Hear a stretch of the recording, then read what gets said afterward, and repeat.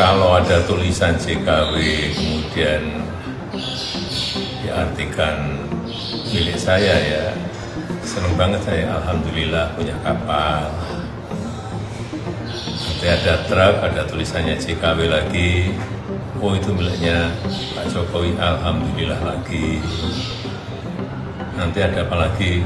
Ada pesawat, moga-moga ada pesawat ditulis, ada tulisannya JKW, miliknya Pak Jokowi lagi.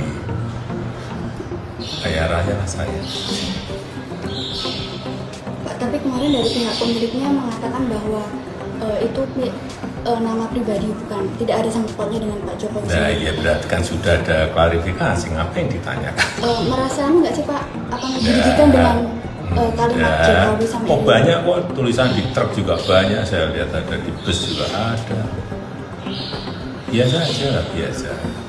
Tapi terus jangan dibelokkan, jangan dipelintir, dia nggak baik. Kalau mengenai izin tambang nikel di Raja Ampat sendiri seperti apa sih Pak? Karena Wah itu terlalu teknis banget, itu di kementerian. Itu di kementerian. Tapi itu kan yang diperpanjangnya tahun 2012. Nah, iya itu di kementerian teknis, sangat teknis sekali.